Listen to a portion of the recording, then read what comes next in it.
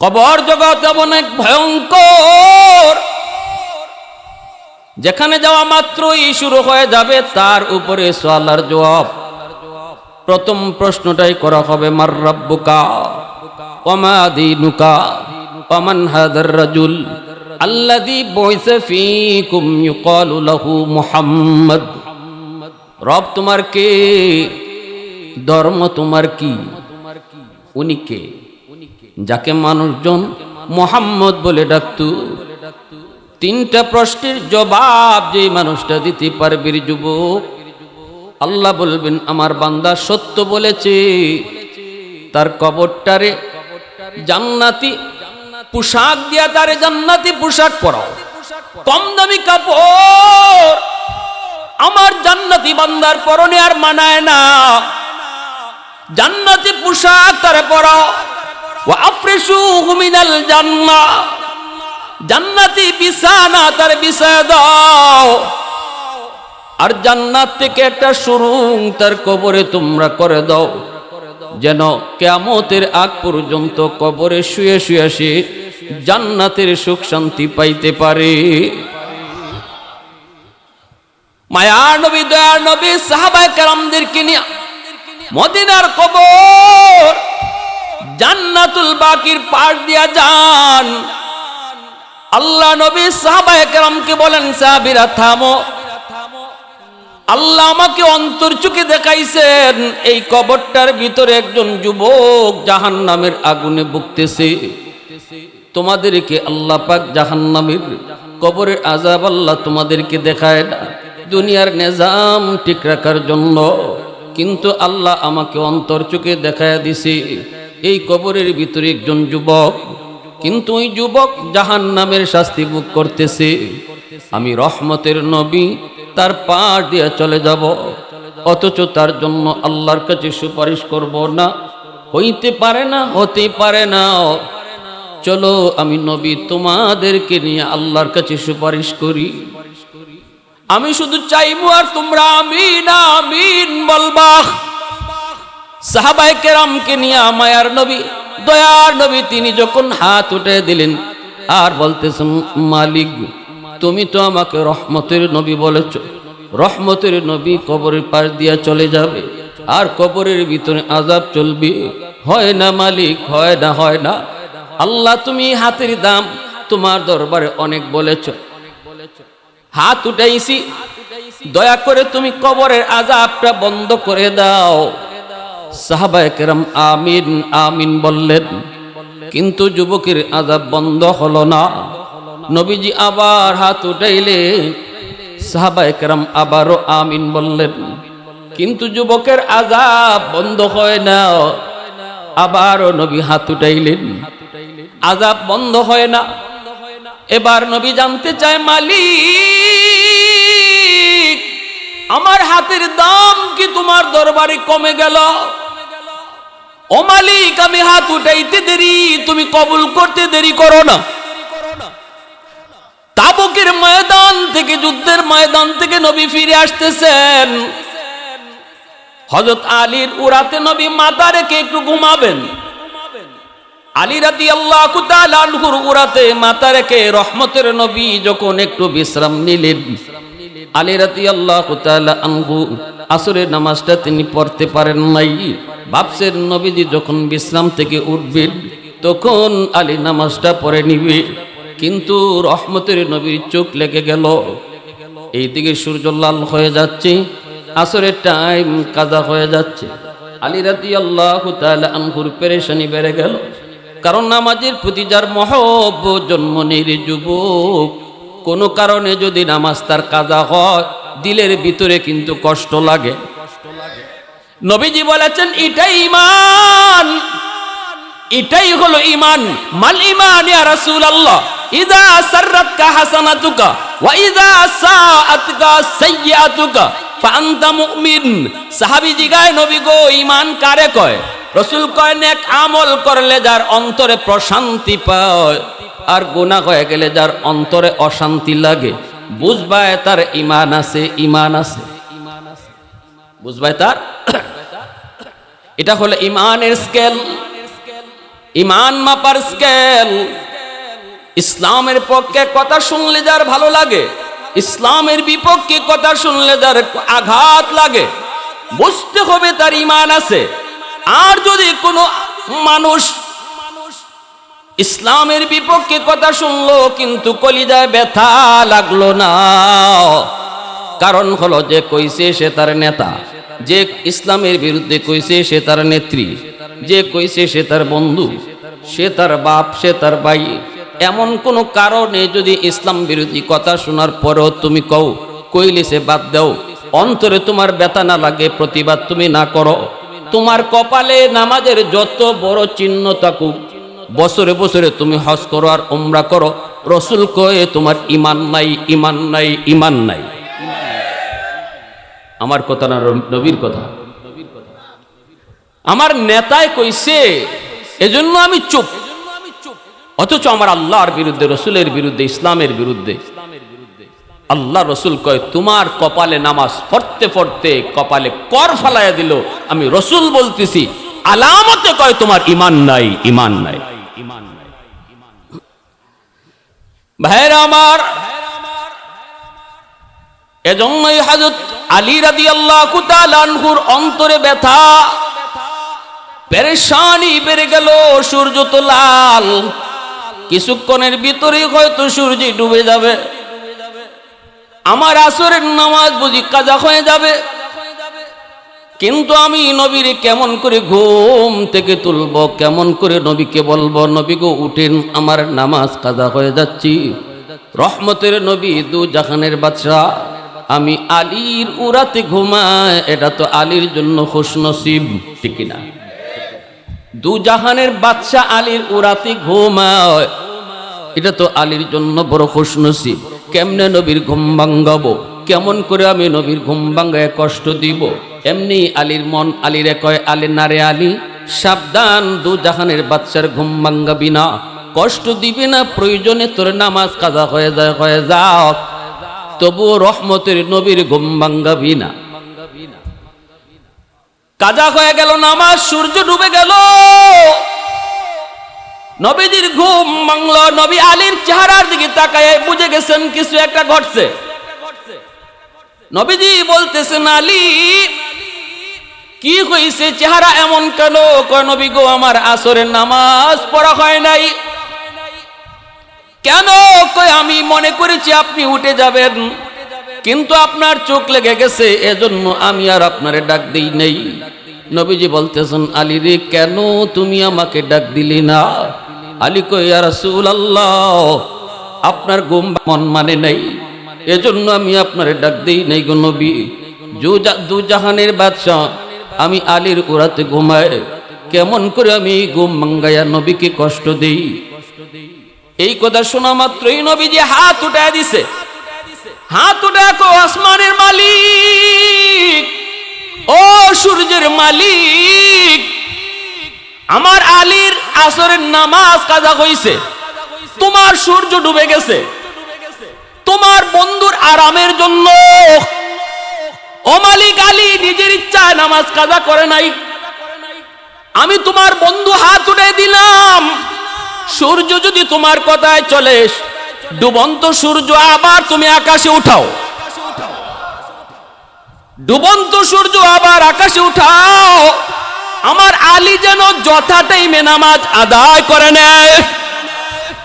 রদ্দ শামস কিতাবের ভিতরে লিখেন, আমার আপনার নবী হাত তাকতে তাকতেই আল্লাহ পাক ডুবন্ত সূর্য আবার আকাশে আল্লাহ উঠায় দিছে।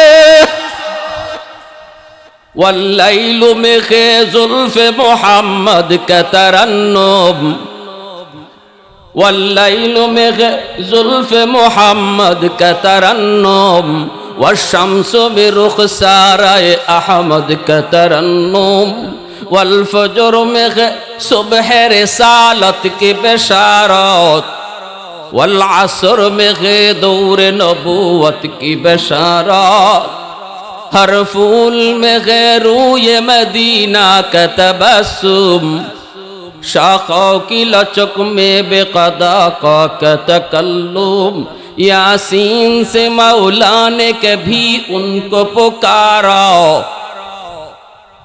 यासीन से मौला ने कभी उनको पुकारा, हामीम कभी और कभी तोसीन इशारा। ये रमज़ो है कुछ आशिक माशूक के माबैन, समझाए जिन्हें खल्क़ में अक्सर वर कौनैन, समझाए जिन्हें खल्क़ में अक्सर वर कौनैन। मुसलमाনের আওয়াজে কও আল্লাহু আকবার। হয় নাই? আরো জোরে আল্লাহু আকবার, আরো জোরে আল্লাহু আকবার। যেই নবীর এত হাতের এত দাম, ওই নবী 3 বার হাত উঠাইছেন, কবরে আযাব আল্লাহ বন্ধ করে না। এইবার নবী জানতে চান মালিক হাতের দাম কি কমে গেল? আল্লাহ কয় না বন্ধু, হাতের দাম কমে নাই, কমে নাই। এই যুবকের মা এখনো দুনিয়ায় জীবিত, মার কলিজায় ব্যথা, মারে মারছে, মার গায়ে এখনো মাইরের দাগ আছে। মরণের সময়টাতেও সন্তানরে মায় মাপ দেয় নাই। এজন্য আমি আল্লাহ সিদ্ধান্ত নিয়েছি, যতক্ষণ পর্যন্ত তার মা তার মাপ না দিবে, আমি আল্লাহ কারো সুপারিশ কবুল করব না, তোমার সুপারিশও কবুল করব না, আযাব আমি বন্ধ করব না। এই কথা শোনা মাত্রই নবীজি হাত নামায় ফেললেন। আমার আপনার নবী রহমতের নবী, উম্মতের কান্ডারি নবী। সাহাবীদেরকে বলেন, সাহাবীরা দৌড়ে যাও, যায় তার মাকে আমার সালাম জানাও। মহিলা আসলে পরে নবী কই, মা গো কবরটা চিনোনি? মহিলা চোখের পানি ফেলে কান্দে আর কই, নবী গো এই কবরটা হলো আমার সন্তানের কবর। নবীজি বলতেছেন, সন্তান বুঝি তোমার অনেক কষ্ট দিয়েছি, তোমার কলিজায় নাকি অনেক ব্যথা। আমি দুজাহানের বাদশা রহমতের নবী, উম্মতের কান্ডারি নবী, আল্লাহর কাছে হাত উঠাইছিলাম, একবার নয় গো মা, 3 বার তোমার সন্তানের আযাব বন্ধ হওয়ার জন্য হাত উঠাইছি, কিন্তু আমার দোয়া আল্লাহ কবুল করে না, আমার সুপারিশ আল্লাহ কবুল করে না। আল্লাহ জানায় দিছে, তুমি মা যতক্ষণ পর্যন্ত তারে ক্ষমা না করবা, আল্লাহ তার কবরের আযাব বন্ধ করবে না। তাহলে বোঝা গেল বাপ মার অবাধ্য সন্তান কবরে যাওয়া মাত্রই তার কবরের আযাব শুরু হবে। নবীজি বলতেছেন, মা গো 10 মাস 10 দিন তুমি তো তারে পেটে নিয়েছো, মাফ করে দাও। মহিলা তখন মাথাটা নিচের দিকে দিয়ে দিল, কথা কয় না, হাও কয় না, নাও কয় না। নবীজি আবার বলতেছেন, মা একটু দয়া করো, সন্তানের উপর রহম করো, তুমি মাফ না করলে তার আযাব বন্ধ হবে না। মাথাটা উঠায়া চোখের পানিটা মুইচা অনেক শক্ত হইয়া নবীজির দিকে তাকায় কয়, নবী গো আমি কি আমার পিঠে মাইরের দাগ দেখাইমু? আমি কি আমার পিঠে মাইরের দাগ দেখাইমু? না গো নবী, আমি এরে মাফ করবো না। বউয়ের কথায় আমি মারে মারতো। আল্লাহ নবীর চোখ থেকে দর দর করে পানি পড়ে। নবীজি কান্দে আর কয়, মালিক আমি তো আমার মারে পাই নাই, 6 বছর বয়সে মা হারাইলাম, জন্মের আগে বাবা হারাইলাম। মার আদর কেমন, বাবার আদর কেমন আমি নবী তা জানি না। যেই সন্তান মা পায়া বাবা পায়া বাপ মারে কষ্ট দেয়, এ কত বড় নালায়েক। আল্লাহ নবী তখন চিন্তায় পড়ে গেলেন, মা তো শক্ত হয়ে গেছে, মাফ করবে না, আর যদি মায় মাফ না করে আল্লাহ তারে মাফ দিবে না। রহমতের নবী এই অবস্থায় কেমন করে ফালায়া যান? নবীজি কিং কর্তব্য বিমূঢ় হয়ে পড়লেন। এবার রাসূল একটা চিন্তা করলেন, মার দিল কেমন করে নরম করা যায়, শক্ত দিলটা কেমন করে নরম করা যায়। এবার নবী বলতেছেন, মা গো, ও মা, শক্ত হয়ে গেছে তোমার দিলটা, কবরের আযাবটা তুমি দেখতেছো না, আমি দেখতেছি। এবার রাসূল আল্লাহর কাছে আবদার করে, মালিক আমার মন বলে কবরের আযাবটা যদি তুমি মার চোখেও আমার মতো দেখায় দাও। মা যদি নিজের চোখে সন্তানের কষ্ট দেখে, আমি নবীর মন কয় মার দিলটা নরম হয়ে যাবে। আল্লাহ তুমি আমার এই সুপারিশটা কবুল করো, কবরে আযাবটা মার চোখেও তুমি দেখায় দাও। তখনই আল্লাহ কয় ঠিক আছে বন্ধু, তোমার এই সুপারিশ আমি কবুল করলাম। এইবার কবরের আযাবের দৃশ্য আমার নবী যেভাবে দেখতেছেন, মাও নিজের চোখে দেখতেছি। চোখের সামন থেকে আল্লাহ পাক কুদরতি পর্দা দুজনের সরায় দিলেন, মার চোখের সামন থেকে আল্লাহ সরায় দিলেন। এমনি মা দেখতেছে কবরের ভিতরে সন্তান আগুনে পড়ে সাপের কামড় খায়, আর মা মা কয়ে চিৎকার করে কাঁদতেছে, কারণ আযাবটা বুক করতেছে কেন এটা সে বুঝতেছে। মা মা কয়ে চিৎকার করে কাঁদতেছে, মা গো মা মাফ করো গো মা। এই দৃশ্যটা দেখা মাত্রই দুঃখিনী মার দিলটা নরম হয়ে গেছে। চিৎকার দিয়া মায় কয় নবী গো, ওগো নবীজি আমার মনে কোনো কষ্ট নাই, আমি আমার সন্তানরে মাফ করে দিছি।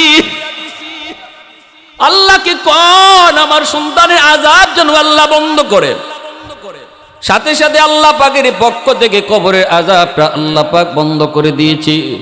সেজন্যই বলতেছিলাম রে যুবক, কবরের আযাব, কবরের সুখ দুঃখ এটা চিরন্তন সত্য। তুমি আমি চোখে দেখি আর না দেখি, আল্লাহ আমাদেরকে দেখায় না, কিন্তু আমার আপনার নবীর আল্লাহ পাক অন্তর চোখেও আল্লাহ দেখাইছে। ঠিক কিনা জোরে কও। এই কবর জগৎ কারো জন্য হবে জান্নাত, কারো জন্য জাহান্নাম। 3 সওয়াল 3 প্রশ্নের জবাব দিতে পারছো, কবর তোমার জন্য জান্নাত। যদি 3 প্রশ্নের জবাব তুমি দিতে না পারো তাহলে জাহান্নাম। এরপরই ভাইরা বন্ধুরা তোমার শুরু হয়ে যাবে হাসরের ময়দানের পরই তোমার হয়তো ফয়সালা জান্নাত নয়তো জাহান্নাম।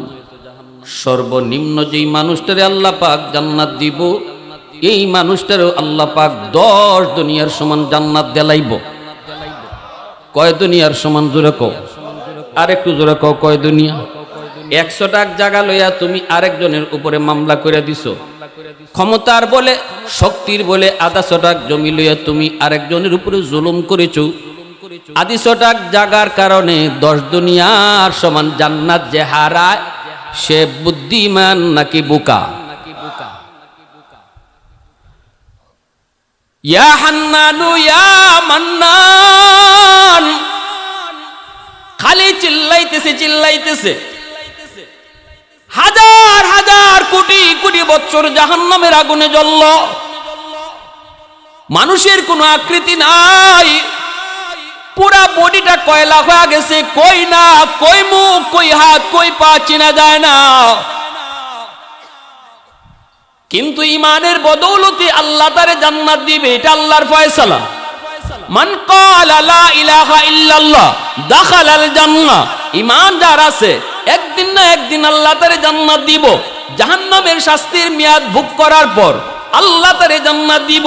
কেউ যাইব ফার্স্ট চান্সে, কেউ যাইব সেকেন্ড চান্সে, কেউ যাইব মেয়াদ পুরা কইরা। এই লোকটা খবর সর্বশেষ জান্নাতি, তারপরে আর কেউ জান্নাতে ঢুকবে না। আল্লাহ পাক জিব্রাইলকে বলবেন, জিব্রাইল জাহান্নামের ভিতরে যায় ঢুকো।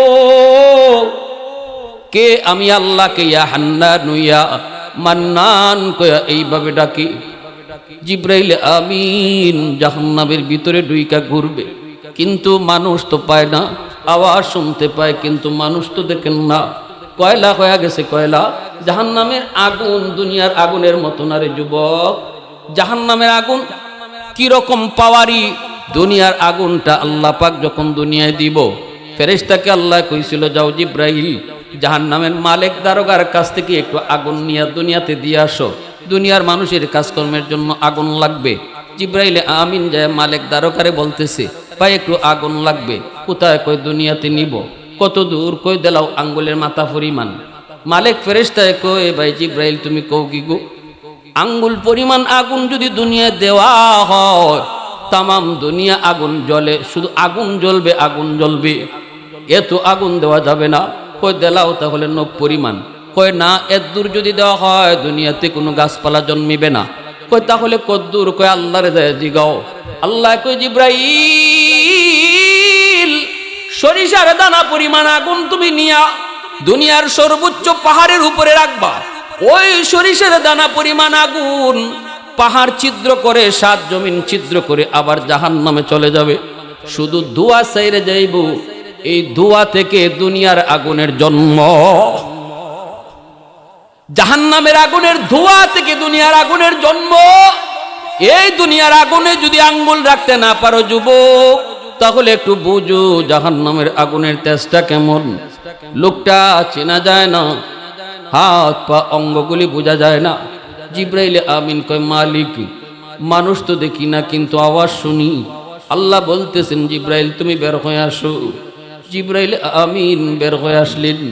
এইবার আল্লাহ পাক তার নিজের কুদরতি হাত মুবারক জাহান্নামের ভিতরে আল্লাহ নিজেই ঢুকাইয়া দিছে। কয়লার মতো মানুষটারে আল্লাহ তার কুদরতি হাতের তালুতে উঠাইব, আবে হায়াতের পানি দিয়ে আল্লাহ তারে ধুইব, নাক মুখ চোখগুলি বাইরিব। এরপরে আল্লাহ তারে জিগাইব, বান্দা কেন ডাকোস? জাহান্নাম আমাকে ডাকার জায়গা না, আমাকে ডাকার জায়গা ছিল দুনিয়া। দাওয়াত তাবলীগ ওয়ালারা তোরে কত ডাকলো, মসজিদে নিতে পারে নাই। ওয়াজ মাহফিলের আওয়াজ তোর কানে গেল, বইবার সুযোগ তুই পাস নাই। উলামায়ে কেরাম কত মেহনত করলো, সেদিন তোর আমাকে ডাকার সুযোগ হয় নাই। ওই দিন যদি আমারে একবার ডাকতি, আমি 70 বার জবাব দিতাম। মূর্তির সামনে দাঁড়ায় দাঁড়ায় 70 বছর শুধু ইয়া সোনামু ইয়া সোনামু ইয়া সোনামু করছে। একদিন শুধু বলে আল্লাহর নাম বাইরিছে, কয়া সমাদু কইতে চাইছিল ইয়া সোনামু, ও মূর্তি, কিন্তু কয়া ফেলছে ইয়া সমাদু, ও আল্লাহ। সমাদ আল্লাহ পাকের একটা সিফাতি নাম। নবীজি হাদিস শরীফে বলেন, 70 বছর খালি মূর্তি মূর্তি করছে, একদিন খালি ভুলে আমার আল্লাহরে ডাক দিছে দুনিয়ায়, সাথে সাথে আল্লাহ জবাব দিয়া দিছে। আল্লাহ কই, লাব্বাইক ইয়া আব্দি লিমা দাউতানি। ও বান্দা, আমার কেন ডাক দিয়েছো? এই যে আমি আল্লাহ হাজির। এজন্য আল্লাহ কইব, বান্দা দুনিয়াতে আমারে ডাকার জায়গা ছিল, ডাকিস নাই। আজকে তুই আমারে কেন ডাকো? জাহান্নামে ডাকলে আমি আল্লাহ শুনি না। ঠিক আছে, ক তুই কেন ডাকতেছ? হাজার হাজার কোটি কোটি বৎসর শুধু এইভাবেই তুই ডাকলি, জবাব আমি আল্লাহ দিলাম না। ঠিক আছে, আজকে দিলাম, কো তুই কেন ডাকো? তখন কয়, মালিক জানি আমি জাহান্নামী, আমি পাপী, আমি গুনাহগার, পাপের শাস্তি আমি ভোগ করতেছি, কিন্তু একটু দয়া কি তুমি করবাই না? দুনিয়াতে আলেম ওলামার জবানে শুনেছি তোমার নাম রহমান, তোমার নাম হলো রহিম, তুমি অতি দয়ালু। আল্লাহ তুমি যদি আমাকে একটু দয়া করে জাহান্নামের নিচ থেকে একটু উপরে উঠায় রাখতা, দরজার কিনারায় যদি রাখতা, তাহলে তো তুমি রহমান, তুমি তো পারো। এতটুকু দয়া আমি তোমার কাছে চাই। জাহান্নামের বাইরে আমারে দেলাও এই কথা কই না গো মালিক, কারণ আমার এইরম আমল নাই, এরম শক্তি নাই, কইবার কোনো সুযোগই আমার নাই। কিন্তু দরজার কিনারায় যদি একটু রাখতা, আল্লাহ পাক কই, ঠিক আছে, নে তোর এই আবদার আমি কবুল করলাম। নিচ থেকে উপরে উঠায় আল্লাহ পাক দরজার কিনারায় রাখলেন। আর আল্লাহ কইলেন, বান্দা বল, এরপরে আর কিছু তুই চাইবি না? কয়, না গো মালিক, এরপরে আর কিছু চাইমু না। আল্লাহ কয়, এমনে না, ওয়াদা কর। কয়, ওয়াদা করছি, আর কিছু চাইমু না। কিছুক্ষণ পরে ওয়াদার কথা ভুলে গেছে, বুঝলেই আবার আল্লাহকে ডাক শুরু করেছে, ইয়া হান্নান ইয়া মান্নান, আবারও ডাক শুরু করলো। এবার আল্লাহ পাক রব্বুল আলামিন কয়, কেন ডাকো? কয়, মালিক আমারে তুমি যেই জায়গায় রাখছো, এটা তো দরজার এই পাশ, দরজার এই পাশে না রাইখা ওই পাশেও তো তুমি রাখতে পারো। দরজার এই পাশ আর ওই পাশের মধ্যে বেশ কম আসেনি না নাই? একটা হলো জাহান্নামের ভিতর, আর একটা হলো বাহির। আল্লাহ পাক কয়, বান্দারে দরজার এই পাশ ও পাশ কইয়া লাভ নাই, ঘুরাইয়া কেনে কস, ডাইরেক্ট কস। আল্লাহ আমি তোমার দয়ার কাঙ্গাল, আল্লাহ আমি তোমার মায়ার কাঙ্গাল। আল্লাহ কয়, যা, এই আবদারও পুরা করলাম। যা তোরে জাহান্নামের বাইরেই দিয়া দিলাম, কিন্তু ওয়াদা কর এরপরে আর কিছু চাইবি?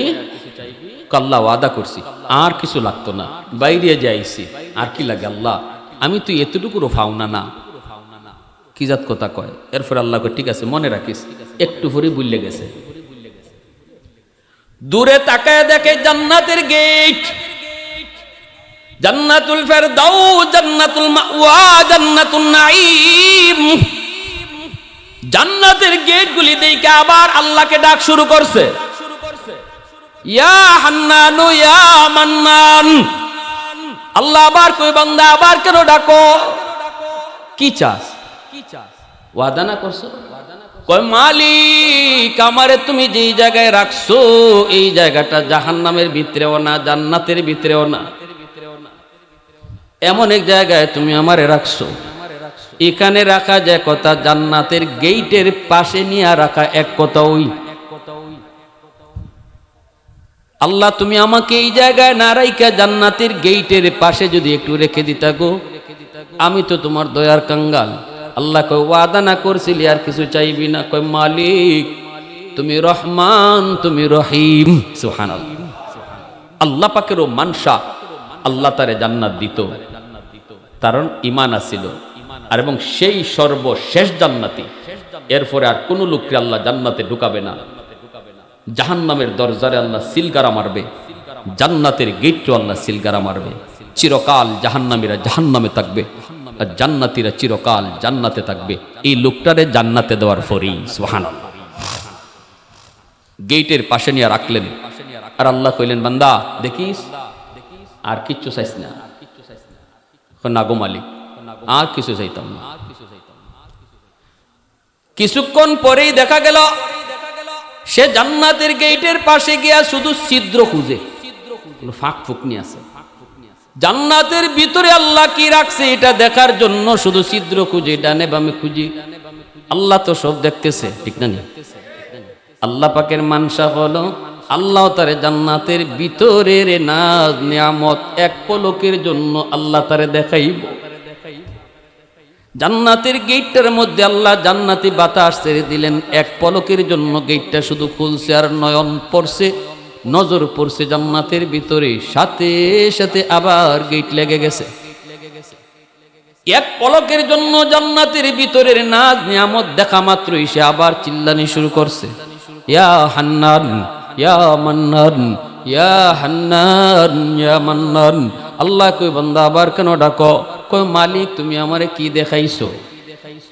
আল্লাহ আমারে তুমি কি দেখাইছো? ও মালিক আমি তো দেখছিলাম না, ভালো আসলাম, দেইখা তো পাগল হয়ে গেলাম। আল্লাহ তুমি আমারে কি দেখাইছো?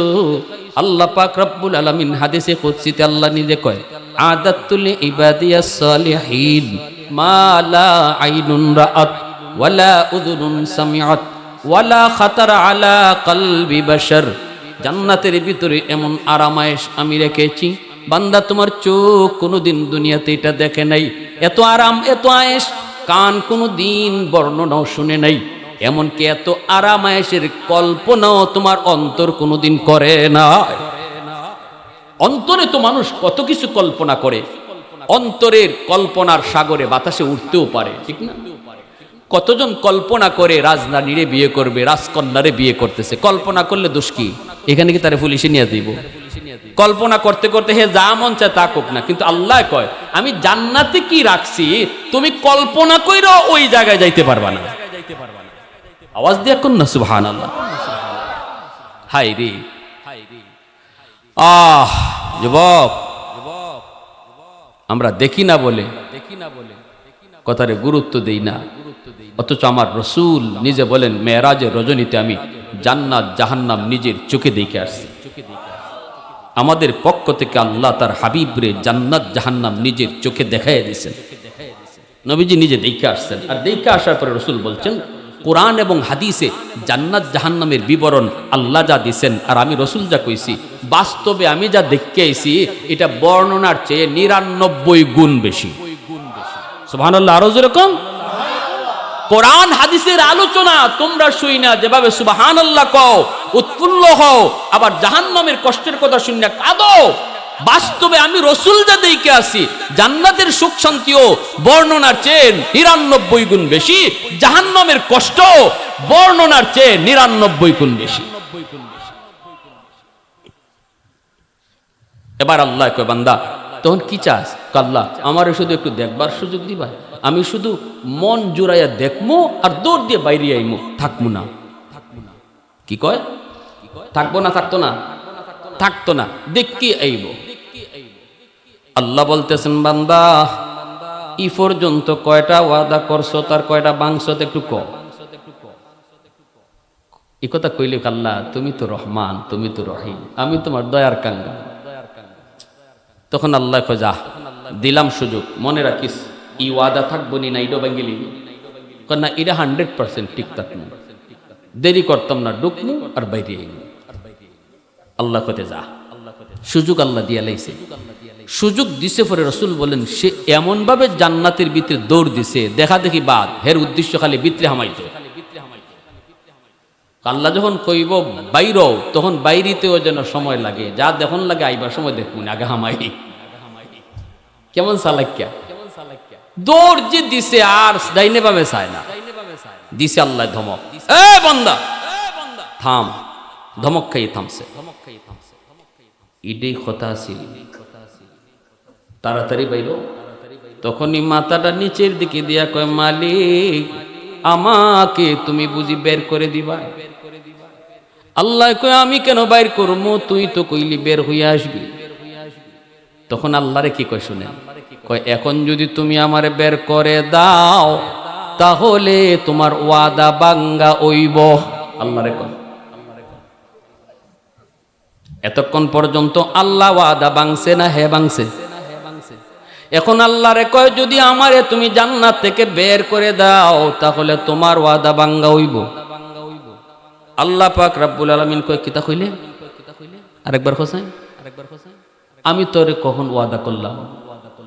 তোর সাথে আমি কখন ওয়াদা করলাম? এতক্ষণ খালি তুই ওয়াদা করছো তার ভাঙছো, আমি কই করলাম? কয় মালিক আমার সাথে তুমি করো নাই, কিন্তু ওয়াজ মাহফিলে না গেল কানটা খাড়া রাখছিলাম। হুজুরে কইছে তুমি জান্নাতে যারে একবার দিবাই আর কোনোদিন বের করতায় না। দেখছেন নি, যেখানে তুমি জান্নাতের কথা কইছো সেখানে খালিদিনা ফিহা কইছো। জান্নাত একবার যে ঢুকবো আর বাইরে তো না। আমি তো কোনো না কোনো শুরুতে চালাকি কইরা হোক আর বুদ্ধি কইরা হোক ঢুকে পড়ছি। এখন যদি আমাকে তুমি বের করে দাও তাহলে তোমার ওয়াদা ভাঙ্গা হয়নি, একটু কও। সাথে সাথে আল্লাহ পাক কুদরতি মুস্কি আইসে দিছে। সুবহানাল্লাহ, জোরে কর। এই জায়গাটাতে শোনা মাত্রই আল্লাহ হাসছে। নবীজির যখন জিব্রাইল কথাটা শোনায়, জিব্রাইলও হাসছেন, নবীও এই জায়গায় হাসছে। নবীজি সাহাবায়ে কেরামদেরকে শুনাইছেন, এখানে সাহাবায়ে কেরামরাও হাসছেন। আমাদের উস্তাদগণ হাদিস শুনাইছেন, এখানে আইসা তারাও হাসছে, আমরাও হাসছি। আমি আপনাদেরকে শুনাইছি, আপনারাও হাসছেন। এই জায়গাটাতে আইসে যারা মুস্কি হাসি দিব, আমার নবীর একটা সুন্নতের উপরে আমল হয়ে যাইব। নবীদের একটা হাসির সুন্নত কোন জায়গাটার মধ্যে নবী হাসছেন, এই সুন্নতটাকে আল্লাহ পাক এমন সংরক্ষণ করা করছে, কিয়ামত পর্যন্ত এই সুন্নতটা এখানের মধ্যেই জারি থাকবে। ভাইয়েরা, বন্ধুরা, সাহাবীরা জায়গায় নবী গো আপনি হাসলেন কেন? নবীজি কয় আমি হাসমু কেন, এটা আমি আর কইয়া কি লাভ? জিব্রাইল যখন আমার শোনায় আমি দেখি জিব্রাইলও হাসছে। আমি জিব্রাইলে জিজ্ঞেস করলাম ভাই জিব্রাইল হাসছো কেন? জিব্রাইলে কয় নবী গো আমার কথা কইয়া লাভ নাই, আল্লাহ নিজে ওই হাসিয়া দিছে। সুবহানাল্লাহ, জোরে কও না। আলহামদুলিমান কদ্দারা খাইরান ওয়া খাবালা,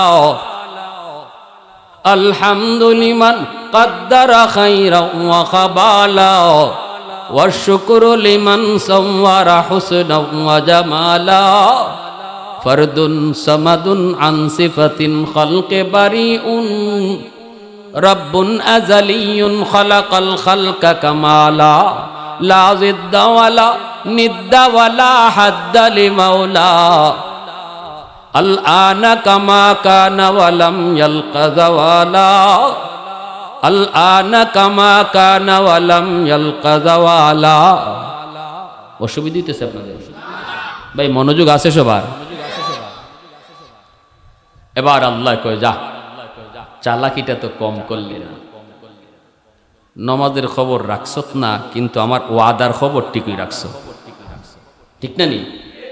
হালাল হারামের খবর রাখছত না রে বান্দা, তুই যে চালাক্য রে, আমার ওয়াদার খবর ঠিকই রাখছ, তে যেটা শুনছত এটা ঠিকই শুনছ, আমি আল্লাহ যারে জান্নাতে একবার ঢুকাই আর বাইর করি না।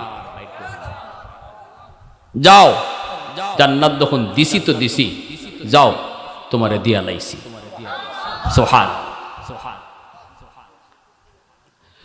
ইসলামের ভিতরে আনন্দ আছে, হাসিও আছে, কান্নাও আছে, তবে হাসি, আনন্দ, কান্না সব ইসলামের নিয়ন্ত্রণের ভিতরে। ইসলামের নিয়ন্ত্রণের ভিতরে হাসিটাও ইবাদত, ইসলামের নিয়ন্ত্রণের গণ্ডির ভিতরে কান্নাটাও ইবাদত। আর নিয়ন্ত্রণের বাইরে গেলে হাসিও গুনাহ, কান্নাও। বিয়া শাদীর ভিতরে যদি আপনি আনন্দের বিষয়, এই বিয়া শাদীর অনুষ্ঠানটা আনন্দের, ইসলামের গণ্ডি মাইনে আপনি বিয়ের অনুষ্ঠান করেন, অনুষ্ঠানটা ইবাদতের ভিতরে শামিল।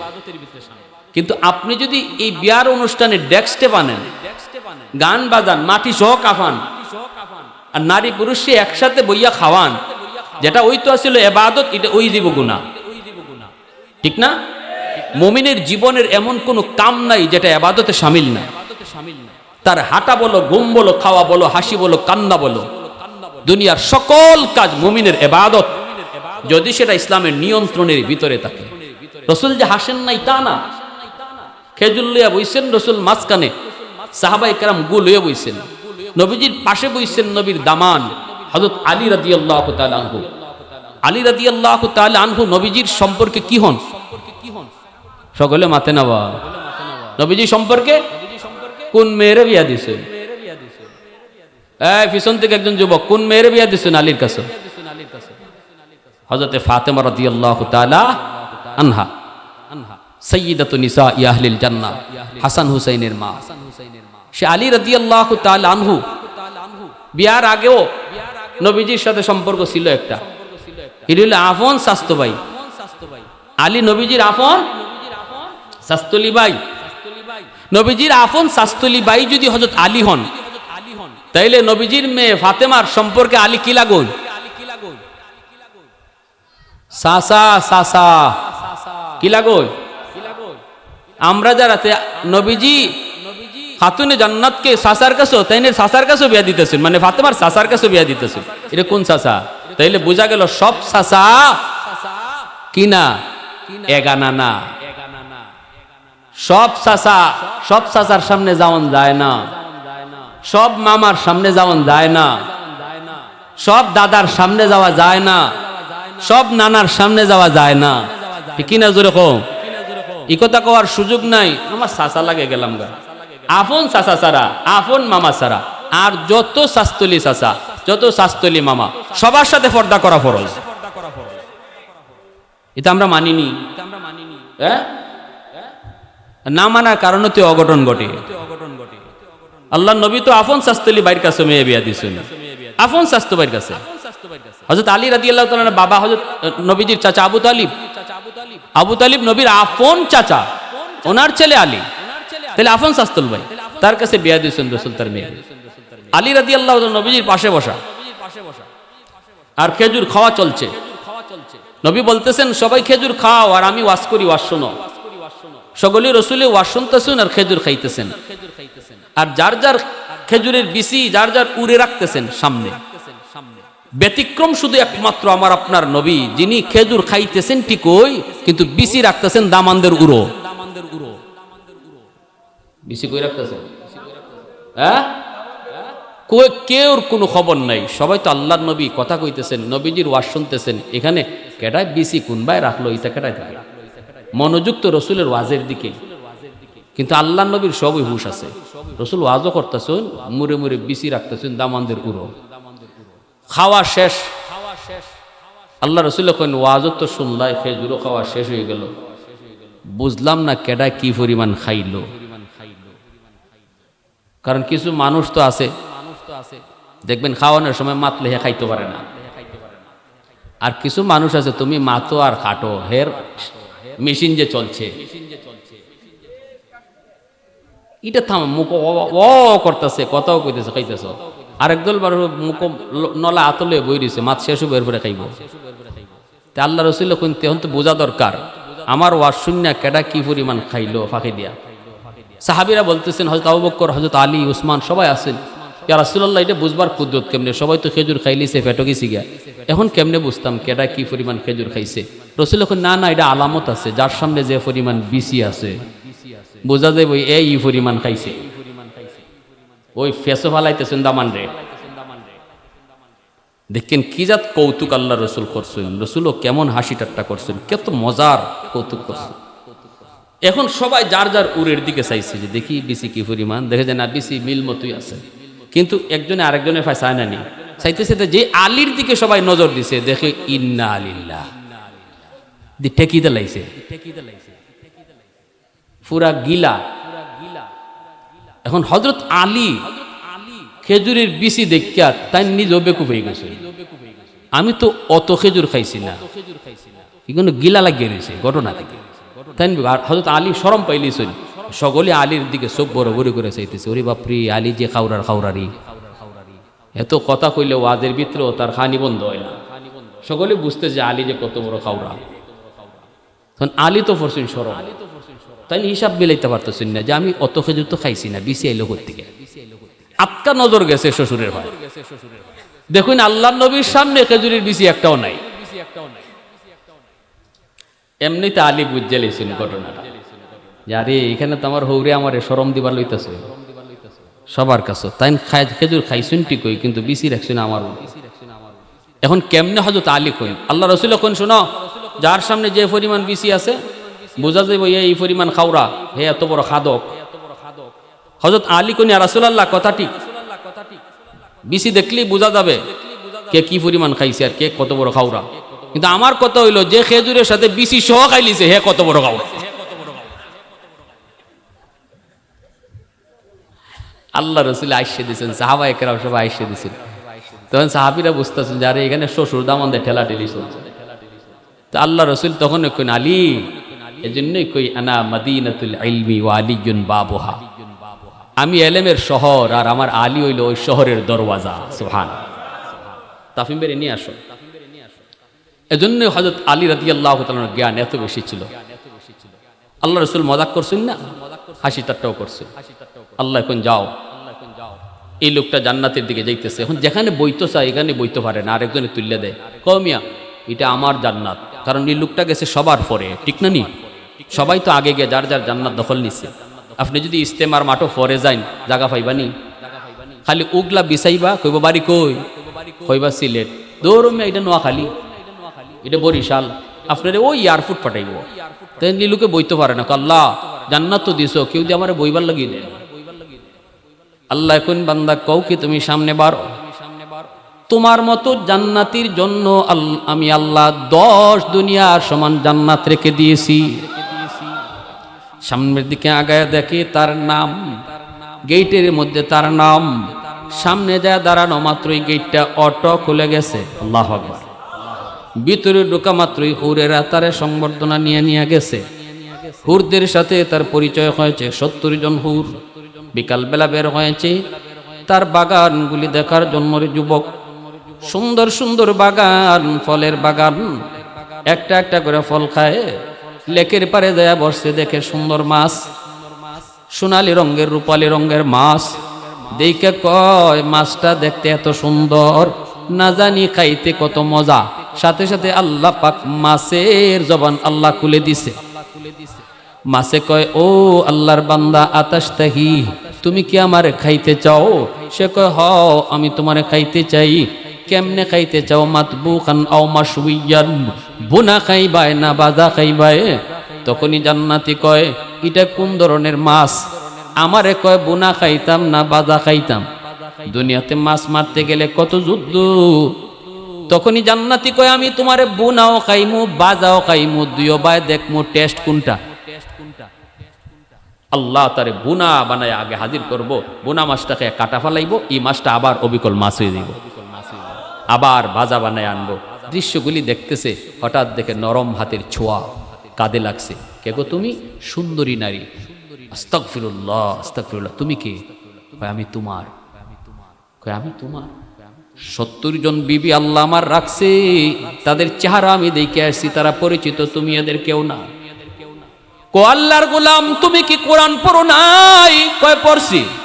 কয় কোরআনুল কারীমের ভিতরে তুমি কি পড়ো নাই ওয়ালাদাইনা মাজিদ, জান্নাতের ভিতরে বান্দা আমি তোমাকে যা নিয়ামত দিছি তো দিছি, মাঝে মাঝে অতিরিক্ত দিব। আমি সেই অতিরিক্ত দুনিয়ার জমিনে কত যুবক কক্সবাজার গেল, বান্ধবী লইয়া গেল, গিয়া তারা আমোদ করলো, ফুর্তি করলো, গুনাহ করলো, হারাম কাজ করলো। কিন্তু তুমি সমুদ্রের পারে গেছো, লেকের পারে বইছো, আল্লাহর কুদরত নিয়ে তুমি ভাবছো, আল্লাহ পাকের জিকির করছো, দিলের ভিতরে আল্লাহর মহব্বত ঢুকাইছো। চাইলে তুমিও সুন্দরী নারী লইয়া ওই কক্সবাজার ঘুরতে পারতা, লেকের পারে আনন্দ করতে পারতা। কিন্তু ওই দিন নিজের নফসের সাথে যে জিহাদ করেছো, আল্লাহ পাক ওই দিনই তোমার জন্য আমার মতো জান্নাতি রূপসীরে আল্লাহ বানায় রাখছি। যেদিন তুমি জান্নাতে আইসা লেকের পারে একা একা বসবা, ওই দিন যেন আমি তোমার সঙ্গ দেই। প্যারে হাজিরিন, এত নাজ নিয়ামত আল্লাহ পাক রাখছে। আল্লাহ কয় ইয়া আবা সুফিয়ান ওয়াল্লাহি লা তামুতুন্না সুম্মা লা তুবআসুন্না সুম্মা লা ইয়াদখুলুন্না মাহাসিনুকুমুল জান্নাহ ওয়া মুসিকুমুন নার। রাসূলকে আবু সুফিয়ান জানো মরতে হবেই নিশ্চিত একদিন, তারপরে তোমার নেক আমল তোমার জান্নাতে নেবে, তোমার বদ আমল তোমাকে জাহান্নামে নেবে। আল্লাহ আমাদেরকে বেশি বেশি নেক আমল করে জান্নাতি হওয়ার আর গুনাহ কাজ বর্জন করে জাহান্নাম থেকে বাঁচার তৌফিক আল্লাহ আমাদের সবাইকে দান করুন। সবাই বলে আমিন, আরো জোরে বলে আমিন।